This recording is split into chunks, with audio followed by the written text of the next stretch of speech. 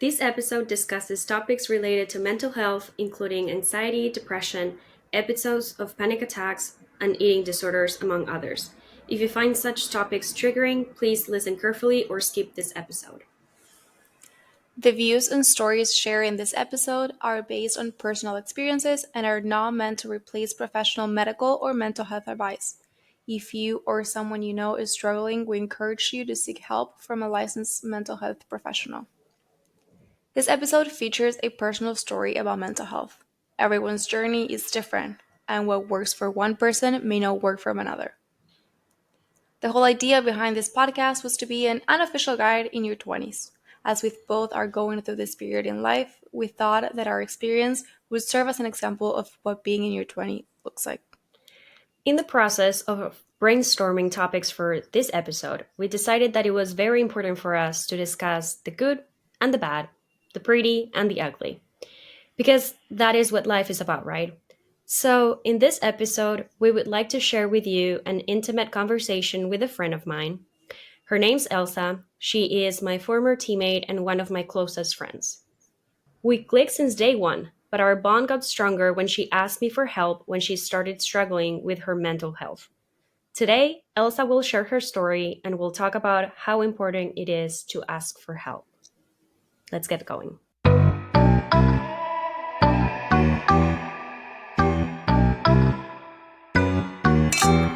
Okay, welcome, Elsa. Thank you. Thank you Hi, so much Elsa. for being with us today. My pleasure. How are you? How are you feeling? Uh, I'm feeling good. Finally got my voice back after having COVID. So Oh, She's recovering. She's a yeah, oh my fighter. god. yeah, and I'm leaving for Arkansas tomorrow. So let's hope I can Yeah. play. But yeah, I'm doing good. Glad to Awesome. hear that. So, just to start the episode, tell us a little bit about yourself and why you're here with us today, how everything started, um, so Yeah. our viewers Uh, can know you. okay. Yeah, my name is Elsa. I'm a junior in college. I'm from Sweden, and I play golf as an athlete here in college. Um, I don't know what else to say about myself. That's my whole personality, just being in So, Sweden, the United States. I think I think you can say so much more about yourself. You like candy, you love cowboy boots. I do love cowboy boots. I She love loves going cowboy boots. country dancing. Oh my god, yes. What's your And then favorite show? currently rewatching How I Met Your Mother for the fourth time. Um, that's a lot of like I like a show and then I'll rewatch that until I'm bored of it, and then I switch to a new show and then I rewatch that. Yeah. And so I think Grey's You can Anatomy. tell you can tell she's my friend, right? Yeah. Yeah. It's a little obsessive that like if I like a show, I'll watch it until I'm bored of it. But I don't think any show beats Friends because that show is just It's amazing. really good. And Grey's Anatomy. Oh, I love Grey's Anatomy. Oh, I'm currently watching New Amsterdam. Oh, oh, I watched the the first few main episodes, character, the first few the main seasons. guy, he's from Blacklist, so I know of him from Blacklist. So I might watch that. It's It's a good. good show. Yeah, Yeah. I like medical shows where there's a lot of drama and like a little less of the medical stuff, more like hmm all the other drama. Yeah, 100%. So for our listeners today, tell us about you guys. How did you met? Well, when I first got to college, I had strep throat. So the Oh, I first know what you're gonna say. week, I wasn't able to leave my apartment. I couldn't eat anything, and I didn't have anything in my apartment to eat because I couldn't go to dining hall or anything like that. And I remember Maria, who I didn't know anything about at that point. Like I just met her when I was on my visit, but that's it. And then we texted and they asked if I wanted anything because you were going to Walmart. And I was thinking like, oh, she's probably gonna take her car or something to go to Walmart and give me. And I was like, oh, like I don't know, maybe like water or like ice cream and yogurt, like something for me to eat. Um, and then she shows up with her scooter because she took your scooter all the way to Walmart I to get know. me water and ice cream and yogurt. And I remember because the water, like you got me like a lot of water, and I was like, how like you did all this with your scooter? I can't remember how I did it, but yes, I bought her water. I bought her ice cream. I remember I was like, what ice cream should I bring? Like, I don't know this person. Like, does she like fruit ice cream? Like, chocolate? Like, I'm a chocolate person, but like, I don't know her. And I was like, okay, I'm just gonna bring these popsicles. I think it was popsicles. Yeah, it was And like a bunch then, of fruity flavors, and I was like, yeah, perfect. yeah, yeah, yeah. So we kind of started bonding over that. Um, my experience, and Elsa knows this, and I've talked about this before, like, my experience in the US was incredible, but it also came with its little defects, let's just call it, where throughout my first 3 years, because I was a senior when you were a freshman, so my first 3 years of college, I was missing that leadership role, that person that you can count 100% on, and that she'll be there for you. And so I kind of took Elsa under my wing and say, hey, sweetie, like, it's fine. I gotcha. And so we started bonding over that. And then we started going shopping together. And we had a little routine where we would go to TJ Maxx, and then we would walk across the parking lot. And then we would go to Corner Corner big. Bakery. And we would have the chicken, spinach, something Pomodoro sandwich thing with the with the tomato tomato soup. soup. Yep, Yeah. every time. So, yeah, so Like that was Turkish kind of our Polish. routine. Yeah. Nice. And I was gonna ask you so we can kind of get into the topic, but I think that having that person in your life whenever you're going through something is really important. And I wanted to make sure that Elsa didn't do not go through the same things I went through without having someone there. And if you want to explain a little bit more what I mean with that, feel Uh, free.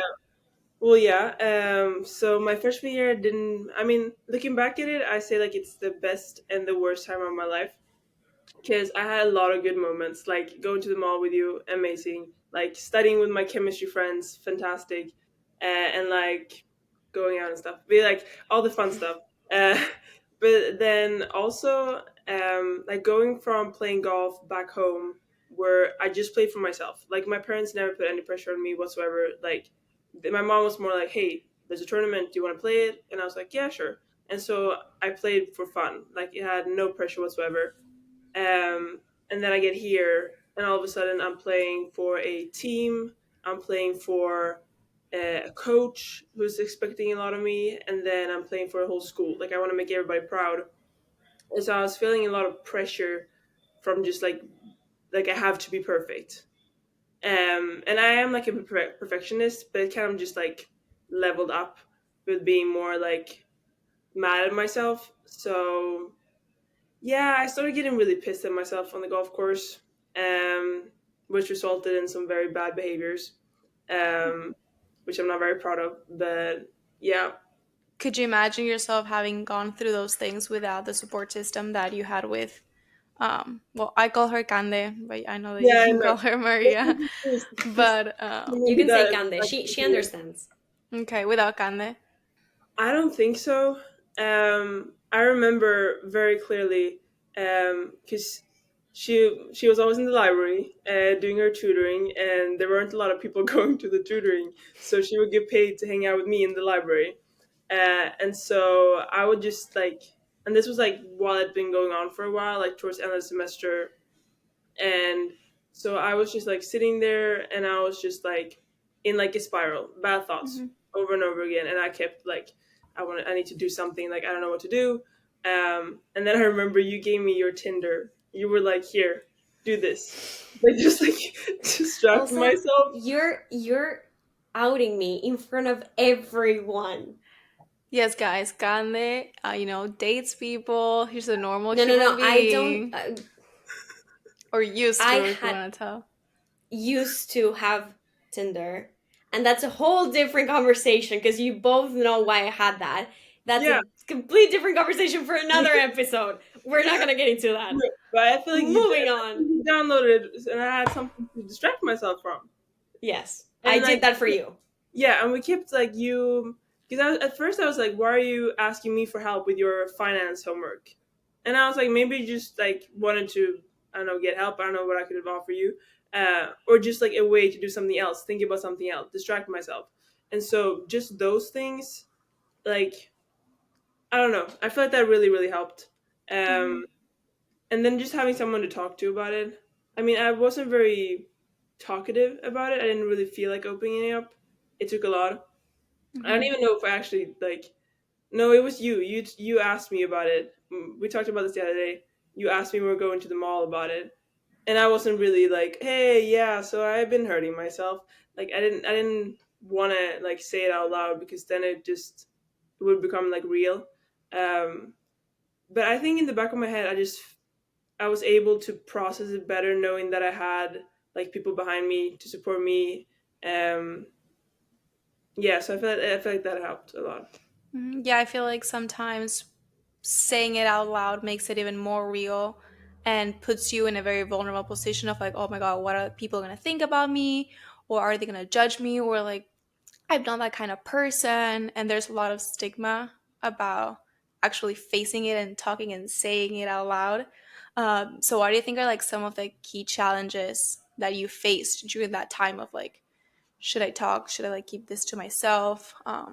I mean, at that point in my head, I just kept thinking, I suck. I suck. I Mhm. suck. I suck. I don't deserve to be here. I am playing horribly. And I wasn't even playing that bad. Looking back at it, I've played worse rounds and I've been laughing at it afterwards. But like at that moment, I was like, because I was coming off like a good summer back home.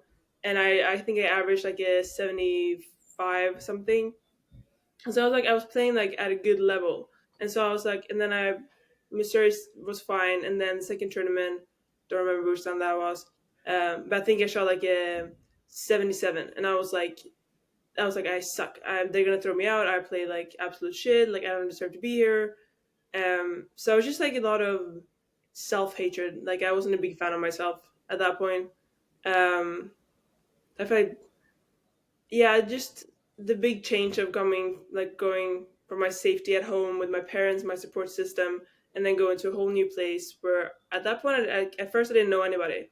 And I was like all by myself. I didn't have a single Swede to talk to Swedish with, which was sad. But just like the big change and how I was not able to handle that. But Mhm. that was a lot of my thoughts in the beginning of the semester. But then towards the end of the semester, like I started thinking like people probably notice this. I mean, at that point, I wasn't sure that people had noticed it, but now I know that people had. Um, but I feel like I was the only one having any issues with anything. Like nobody else talked about it. Nobody else. I didn't notice anything with anybody else like struggling with anything. So I was like, it's only me, and I don't want to be the one sticking out as like the weird one or the mentally ill one. Like I didn't want to be that person, and so that kind of made it harder to even say something because like saying it out loud would make it real, and I would like, yeah, I didn't want to say it to them, like the team. Yeah, I felt like I was Mhm. the only one Yeah, dealing with because it. you had the pressure. You were going through the pressure of not only having that negative conversation with yourself of like, oh, I suck, like I play terrible, like I'm horrible playing golf, like I why am I here, like all of that negative self talk. But then when you started noticing that people were noticing, it was like, oh my god, now I have the pressure of having to act like I'm fine and I have my act straight, and I don't want to be the mentally ill, as you said. And then you have that pressure, so it's like a double thing. Like there's no escape. Like I'm not winning anyway. Do you think that when when you reached that point was around the time that I asked you what was going on? Yeah, I was about to explode, dude. Yeah. It was too much at that point. But then If again, it's okay with you, like if you want to share what happened, like that's okay. But if not, like I it's mean, up the to you. last end of the semester, like I've suppressed most of this, like and it's just that I have a bad memory, so like I don't remember a lot of what happened, but I just remember the only time I actually like I mean I talked to you a little bit about it, um, But then I remember we had like the end of the year meetings, and coach asked me about it, and then um, I mean at that point like I was have to clarify I was not suicidal at all. Did not want to end my life. Didn't have any plans on that. Need to make that clear because my coach Yes. seemed to think I was because he put me on the suicide watch list with the school, and I had to sign a bunch of paper and sign up for mandatory counseling. Um, but I didn't at that point like I if he hadn't had that meeting I probably wouldn't have told him because I didn't feel like I didn't want to tell him like I didn't want him like he probably knew but then if I said something I confirmed his thoughts and then he was but the thing is like he already thought worse than it what actually was. Hmm. So if I had said something earlier, then maybe I could have avoided the whole mandatory counseling and being put on the watch list thing. But I mean, at that point, I couldn't really think clearly. I just try to hide, I guess. I agree with you. Like the uncertainty of like what's going on with Elsa, because like I can speak from what like our The side outside. Hmm. of the situation. It's like first of all, I was not aware of what was happening until somebody like pointed it out to me and was like, "You hang out with her all the time. How do you don't notice?" I'm like, I don't know. Like I was not aware at all. And when I did started like paying attention to you and I started realizing the behavior and like little things here and there, I was like, okay, maybe I need to have a conversation with her and just say like, hey, what's going on? Like just you can talk to me, like feel free to talk to me because I want to help you. Like if there's anything I can do, I want to help you. And I remember we were on the bus when I said this. We were going to Corner Bakery, so that's why I remember. But um for us it was more like I knew what was going on because you told me, because I created the safe space for you to feel confident enough for you to tell me, hey, like I'm going through this, these are my thoughts, I don't know how to deal with this. um it was not because you wanted help, but I made sure that you felt comfortable enough for you to say, hey, like I want to share this with you, and then maybe question mark ask for help. So for the rest of the team and coach, it was more like we don't know what's going on. She doesn't talk to us. Like you don't say anything because I was like, I'm not gonna say anything because you need to be the one stepping up and saying, hey, like I realize I need help. Please help me. So they were like clueless of what was going on, and they were just drawing conclusions on what they saw and the narrative that was creating on the background, if you know what I mean. So it was more that. Do you think there was anything that they could have done to make you feel more comfortable with opening up about what was happening?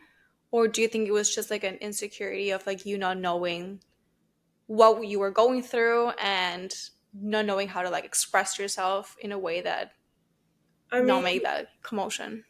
yeah, I feel like I was very like unsure. Like I knew what I was doing. I wasn't sure like why and like everything like around it. But I felt like yeah, the uncertainty. But I also felt so like I was the only one dealing with anything because everybody else seemed so perfect. Like they played good, they got straight A's, and then I mean I didn't really know them that well because like we were just teammates most of us, and so of course like they wouldn't like same as I didn't tell them. Why would they tell me anything? But I don't know. I just feel like it wasn't like a sorry my voice. Yeah, I just didn't feel like the whole like these people, this side of the team wasn't very like they didn't seem very welcoming, if that makes sense. Mhm. Like I didn't get the vibe that hey, like I can tell them I'm going through hell. I just didn't feel like those were the right people to tell. Yeah, I feel like nowadays that's like the biggest problem. And even though we're opening even more about like all this type of like mental health issues and asking for help and making it okay to know that everyone, I bet that everyone was going through something, but just like keeping it inside and looking like everything was perfect wasn't helping the cause. Because I'm sure like even from like Candace's experience, because we were talking, she was going through a lot of things too, And I feel like it was kind of like the same thing of like, I don't want to be a burden and I don't want to like show that I have these weaknesses, or like, I don't want anyone to be like having to worry about me. But again, that doesn't like help either. Because if you knew that maybe she was going through that stuff, maybe you will feel more like comfortable of like opening up. Like, what do you think people or like society can do to like help people dealing with these situations of feeling more comfortable of like talking and asking for help, or like even at the university, if there was anything that you could have feel like safe talking with or asking for help? I mean, I don't know. I feel like it's just like I know in the back of my head that I'm not the only one like struggling with like anxiety and like just like Mm-hmm. mental stuff. I don't know what like because I feel like they try to do like these like talks like life skills stuff about mental health and the counseling. They have like a thing every other month like where you can like come in and like they have like speeches about what they're doing and everything. So I feel like the university is really trying. I don't know, and it's like I just didn't feel like I just felt like I was alone, which like I know, like I knew in that moment, like in the back of my head, like I wasn't. Of course I wasn't. There's like 13,000 people in the school. I could not possibly be the only one. But in the moment, I just felt really alone, like I was the only one, and so I didn't feel like I had anybody to talk to because I didn't feel like anybody would be able to relate. Mm-hmm. Um, and I mean, the school has done what they can, and I don't know what they could do better. Um, Maybe some new counselors because they aren't that great. Um, to go on a little bit of that, I think at least in the US, I'm not going to talk about Spain because I haven't been here for school, so I don't know how it's like. I don't know about Argentina, but like I doubt there's anything. Um, but in the US, the university makes sure that students know there's a space, a safe space for them to go and talk and to know, like, hey, you're not alone. This is more no, common that you think. We're here for you. But in my opinion, and from our experience, I don't think it's so much the school making Elsa, let's just say Elsa for this example, Elsa know, like, hey, we're here for you. Like, if you need us, we're in that building. Like, come check us out. Come talk to us.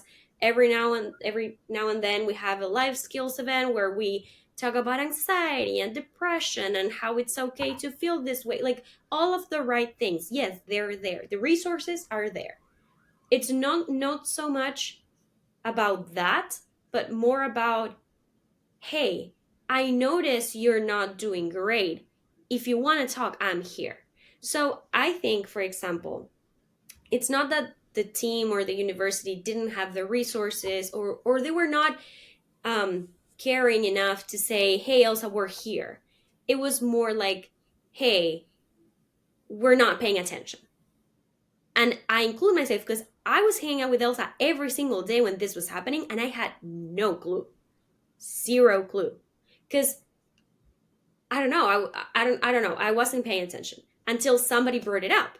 When somebody brought it up, I started paying attention. I was like, "Hey, this behavior, I need to talk to her." Then I made sure she felt comfortable enough to talk to me. But sometimes I feel like that's the issue. Like we have all of the resources, we're saying the right words, we have the best professionals and everything, but like we're not paying attention and going to the person and say, "Hey, we're here." Like we notice this.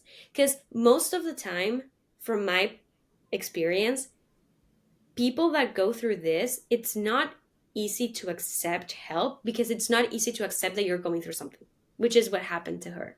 She was aware of what she was doing, but she was not aware that that was an issue or that that was a problem. So why ask for help if, like, I'm not doing anything wrong? I'm just like, I just suck at golf. Like, I don't deserve to be here. Well, that's the issue. You don't suck at golf. You're awesome, you know? And so it's being aware of your surroundings and not about showing, hey, we have all of this, but like more having a conversation, having a relationship with your closest peers, like classmates, teammates. In our case, it was teammates. We were spending a lot of time together, and once you realize there is an issue and there is a problem and like something needs to be addressed, then that's when you say like, okay, like we notice this, just for you to know, like we have all of these resources, like we want to help you, like talk to us. But it also comes with that relationship part. Like you need to, it's like business. It's gonna sound really ugly, but it's like business. Nobody's gonna make business with you if they don't trust you, if you don't have it, if you don't build a relationship. And I think that's why some systems don't work. It's because it's very it's not personal. It's Like like, oh, shallow. yes, we're like the mental health, it's not mental health, what is it, like we're the counseling department. Yes, but like who are you? Like I don't know your name. What do you do? And I know it's not their job in a way, but that's what your peers are for. Like you have to look for it. You have to look after each other and take care of each other. Yeah. And I feel like Sorry, I it's went on a also rant. that stigma of what are they gonna think? Are they gonna like label me as this? Am I gonna like stop being Mary or Gandhi or Elsa and I'm gonna start being the person that has this? Or is it gonna define me? Because I remember I have panic attacks. And they started after my grandfather died. That's when I like related when I had my first one. And it's a very like surreal experience because you feel like you're having a heart attack or like you're about to like die and nothing is gonna happen, but it's like you have all these thoughts. Um, and it took me a while to realize that like I can't self heal myself or that I can't go through this alone because I'm not strong enough to be able to be going through those moments and then trying to like fix myself. Um, and being aware of speaking up. I remember when I talked to my mom first about what was happening, um, and it was hard because I feel like, especially your parents, grandparents, and depending on where you are from, it is very much so but you're not crazy. What you're talking about? Because I remember like telling my mom, and she was like, "But like, what's going on? You're crazy. You're not crazy. You're fine. Like I can see that you're fine. Just like let's I don't know, like she didn't even know what to do. And also, like, I remember she telling me, don't tell your grandparents about this. Which I know that she wasn't saying because of like a bad thing, but like in her mind, that's what like she related to. Like, it's an issue. Don't say anybody. Like, and when I told her that I wanted to start seeing a therapist, it was like like a shock at first. Um, Yeah. So I feel like it's knowing that it's not an issue and you shouldn't feel labeled as something. Because I bet my mom and my grandparents and all those people go through things as well, but nobody talked about that with them. They never had the resources. They labeled them as crazy or, I don't know, someone that is depressed. Oh, but why are they depressed? Like, I don't know, go take a walk. how Like, yeah, how but can it's they be not that. depressed? Yeah. I hear a lot like, why are you so sad? Like you're living in the US, like you have a great life, you go to New York every single weekend, like why are you so sad? And I'm like, is that like making me impossible to feel any kind of emotion just because I'm living in the US and like I fulfill all of my dreams and I'm going to New York every single weekend? Does that not allow me to feel anything? Hmm. No. It's like sometimes it's what you were saying, they think like sadness or anxiety or any kind of, let's just call it, bad feelings or Hmm. emotions, they only happen to people that they don't have anything in life or they go through hard times or, and no, it happens to the best of us, like it happens to all of us. Yeah. And I feel like that just makes it like almost worse, thinking like, okay, like I am feeling like depressed, but then I'm like, I have nothing to be like sad about, and I feel like I should not be going through this, and I like, why am I like, and I feel like they're just thinking that I should not be depressed. I feel like that kind of just makes it worse. Yeah, and 'Cause- then Yeah. there's nothing that you can do because you're feeling it, yeah, and then you like keep repeating that to yourself. But I feel like it's important to keep in mind that when we talk about like mental health issues, um, it's first of all dealing with things that you can touch or you can't heal with surgery or with a pill or whatever. It's even harder because it's like you against you. So it's like a constant battle with your brain, and it's like so hard because you are that person. So I feel like it's very important to understand and keep in mind that it's not that there's something wrong with you. It's just that things that happen in our body. Sometimes it's the hormones, sometimes is things in our gut, sometimes they're trauma or things that happen to us that trigger those situations, and that shouldn't define you at all. I perfect was term. gonna ask you, now that we kind of talked about what you were feeling and kind of what triggered all of this, once the storm passed and you were feeling more like yourself, right? And you were thinking straight and like feeling better, what things helped you get better? And like what mechanisms or like yeah, like coping mechanisms did you learn or did you figure out that worked for you? I mean, so I was put on the suicide watch list, so the mandatory counseling. I think I had 2 months of that. Um, I was not a big fan of the counselor dude. I didn't know I could change him. I thought I was just stuck with him until he signed off the paper saying that I'm fine. So I was like, okay, whatever. So I didn't talk to him at all for the first like. I just told him about my day, like yeah, that kind of thing. Um, but then towards the end, I was like, well, might as well. Like I have to be here, so might as well try to get something out of it. And I just remember very clearly something that I still think about every time I play golf, every time I get mad at myself on the course.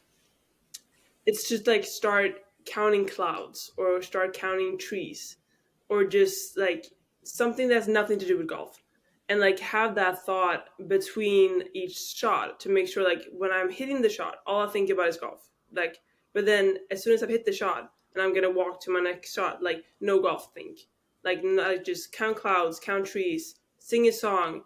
And so now when I play, I like in the morning I was like, what song am I gonna sing? And so I have that in my head between each shot to kind of prevent myself and distract myself from going down a bad spiral after a bad shot. And he taught me that. And at the time, and I was like, that's very stupid. How is that going to help? But it does, it works. And I feel like now when I'm playing, like, of course I get mad. I mean, like, like I want everything to be perfect, then I hit a bad shot, then goes into the water. Like, yeah, I'm gonna be pissed. But then I'm like, well, I mean, I'm by being mad at myself, I'm not gonna go back in time. I'm not gonna be able to redo that shot. So that shot has already happened, and by being mad at myself, I'm not gonna make the next shot better. So I feel like I'm just like more rational and thinking through it, which he told me. Like, I remember he said like just questioning it, question yourself. Like, why do you feel this way? Like, why are you mad at yourself for this? And then like I don't know what the word is for it. It's a Swedish word for it. But like dumb it down. Like be like, well, that's Yeah. stupid for all these Hmm. reasons, Hmm. and be like, yeah. And I feel like that has helped a lot because I feel like on the golf course, like there's some days where I love it, some days I don't, but I feel like overall I'm a lot more positive on the golf course, and I'm enjoying myself a lot more. That's awesome.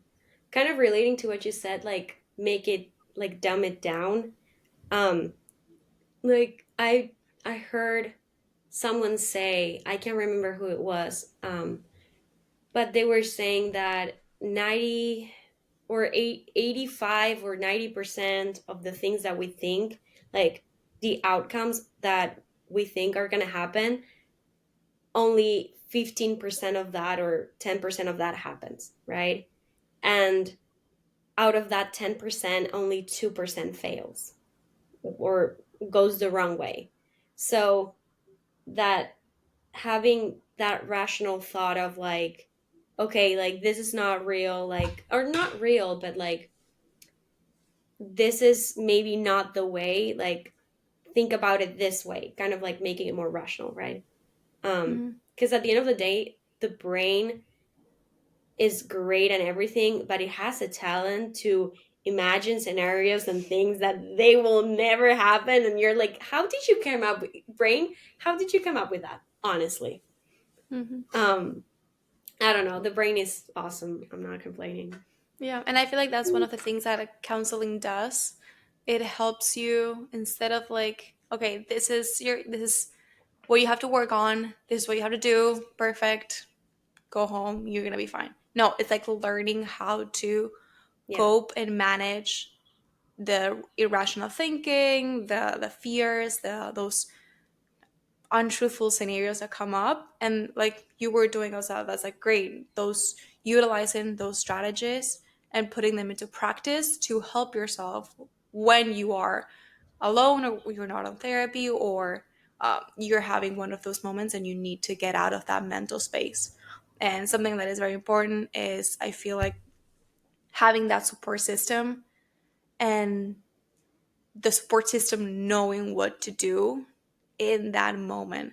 And that's when it's like important to talk about, like whenever I'm having my panic attacks, I taught Marcos, my boyfriend, what to do in order to help me get out of those moments.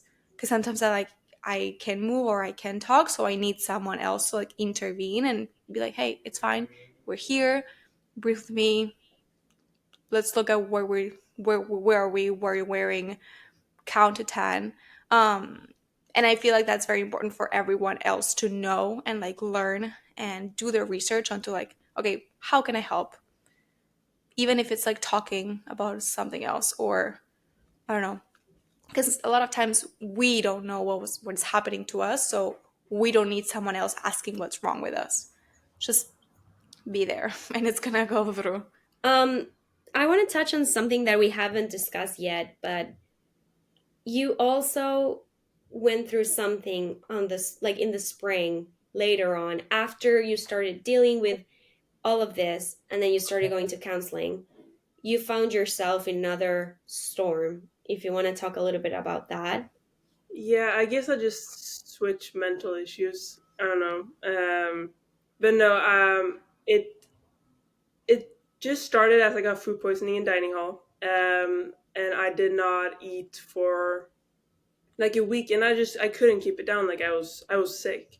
Um, and then someone pointed out that I looked, or someone had told you, Maria, about it, and you told me that someone had said this, that I looked skinnier, and I've never had an issue with my body ever before. Like I can think of a time where I was like, oh, looking in my mirror, like, oh, I look ugly. Like, of course, like I have bad hair days, or like I get a pimple in my face, like that kind of things. But I didn't really care that much, if that makes sense.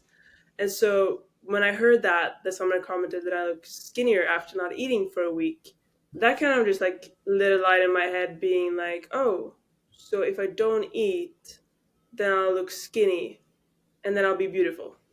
That kind of how it started. And so I didn't eat much. But then I also realized from fresh, like from the fall, that people will notice, and I don't want to have to deal with that again. So I would eat when we were with the team. I would just not keep that down. So I would look like I was fine eating and everything, but then still I was not eating, like outside of the team stuff.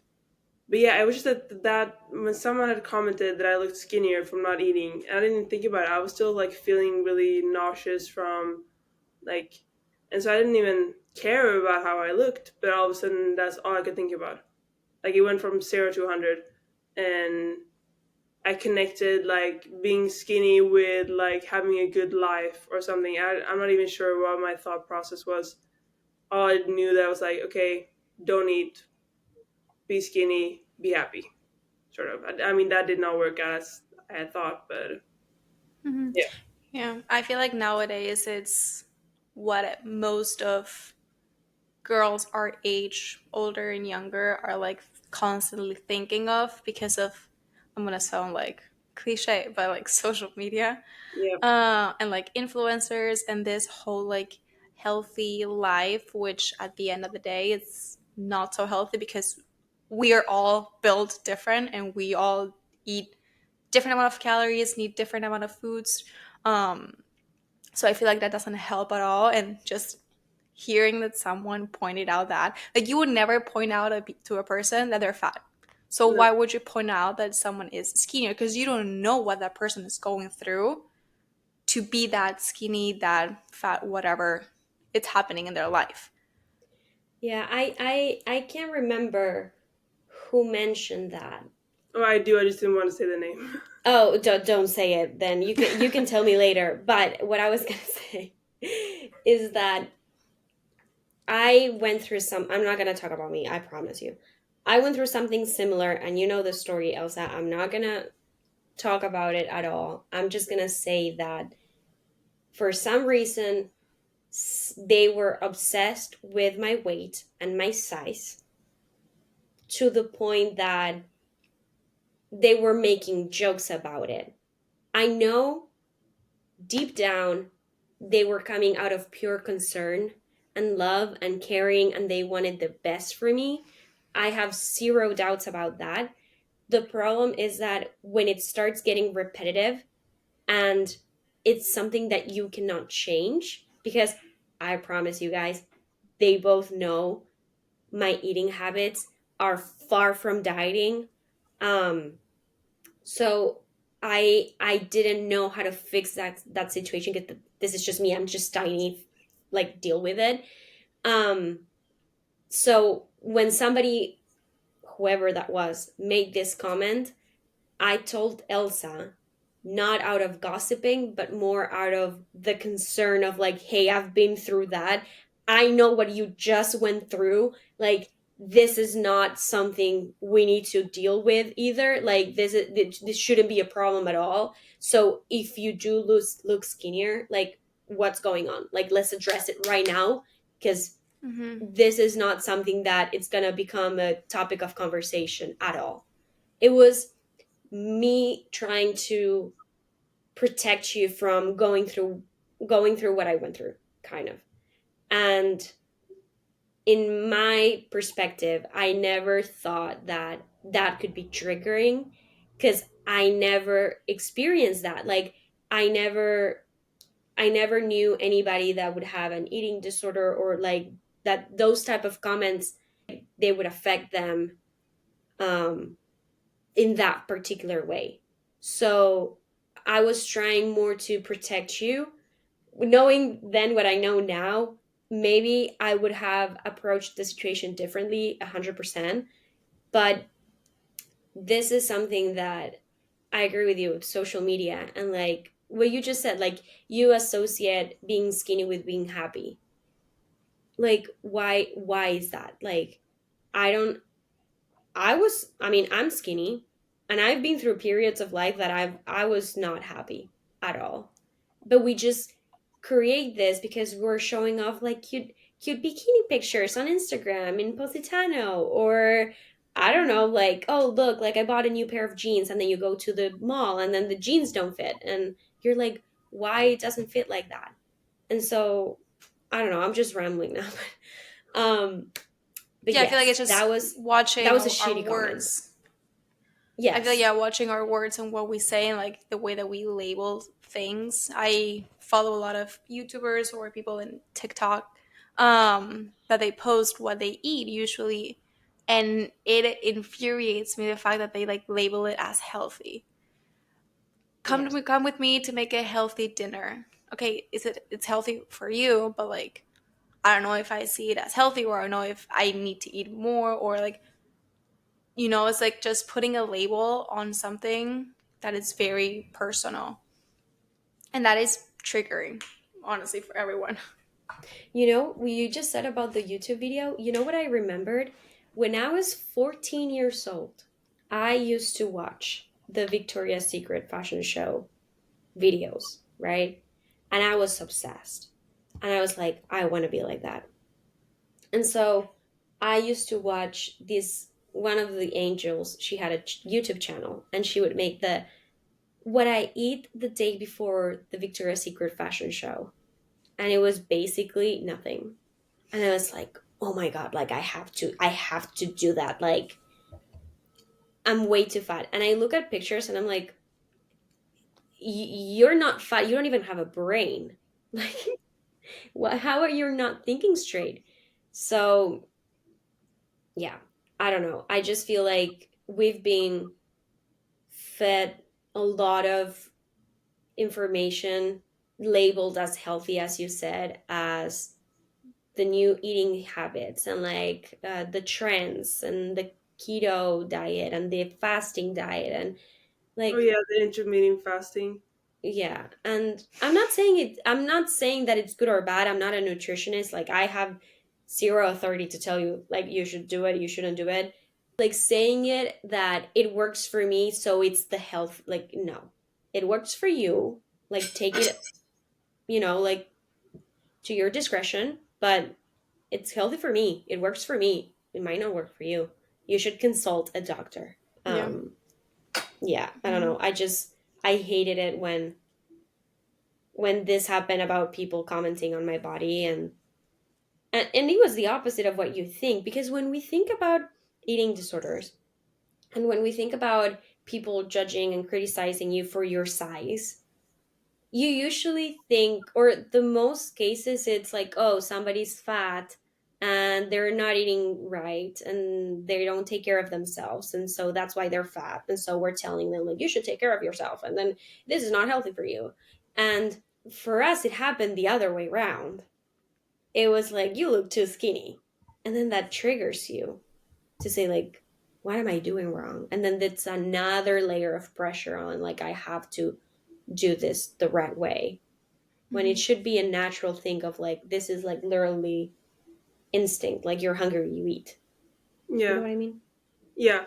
But I also like, because one thing that like nowadays that still like to this day like still triggers me every single time, and I am better at handling myself after hearing it, but like especially with friends who were like part of my life at that point, and they bring up how, oh, like I need to go on a cut because I need to lose a few pounds, and I'm looking at her like this person, I'm like, dude, you're tiny, like you skinny, and then but saying that like need to lose weight and stuff, and I'm looking at myself and I was like, well, I'm bigger, so then I need to lose a lot more weight, and just a comparison. And every time someone says that, like I also need to learn to set more boundaries and maybe tell some people like, hey, like I can be your friend for everything, just not talk about weight or calories with me because I'm not the right person for that, and I don't know how I will handle that.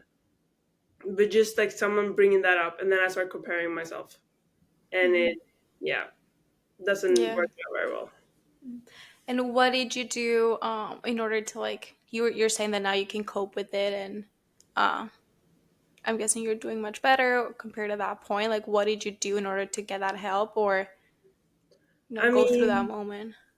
the getting help part, well, so I think it was a Thursday night or something, or Wednesday. It was the day before practice in the morning. But I texted Maria and I was like, "Hey, I need to tell you something." And then like my thought behind it, like what I was thinking was, I need to tell her because I've been lying to her for a few months and I feel bad about it because we talk about everything and I was keeping this. But like looking back at it, in the back of my head, I probably thought, well, she helped me last year, she's probably going to be able to help me this time. But that was not the main thought, that was not like the main reason I told her. um, but I think I knew that I would get some help out of it. And so I told you. The coaches were informed, and then we had a meeting. And I remember walking out of that meeting, and I was like pissed at it, everything and everybody. I could not make eye contact with you the whole meeting. I purposely like looked everywhere other than you, Oh and I no. was like I knew that I like this was something I needed, but I also was really really mad. Yeah. But then I mean nothing really came out of it other than the fact that I had to tell my parents, which worked surprisingly well. How did they Um, take it? they took it very well. Like I don't remember everything about that conversation, but I just remember like I was walking into my mom's office and I was like, "Hey, so I need to tell you something," um, and I told her like I was like still dealing with it, feeling better, and then she was just like, "Are you okay? Like, is there anything we can do?" And I was like, I don't know, like but I do remember, I think she knew that was something she could do was make meatballs. So she made Swedish meatballs for dinner that night. And I feel like just getting back to normal routines like I had back in high school, of like everybody eating at the kitchen table together every single meal. So I got back to like, well, yeah, I'm supposed to eat. Like, I need this. This is good for me. I feel like it just naturally transition sort of. I mean, I did go to or attend online like eating disorder group meeting things. I think I attended like 6 of those meetings.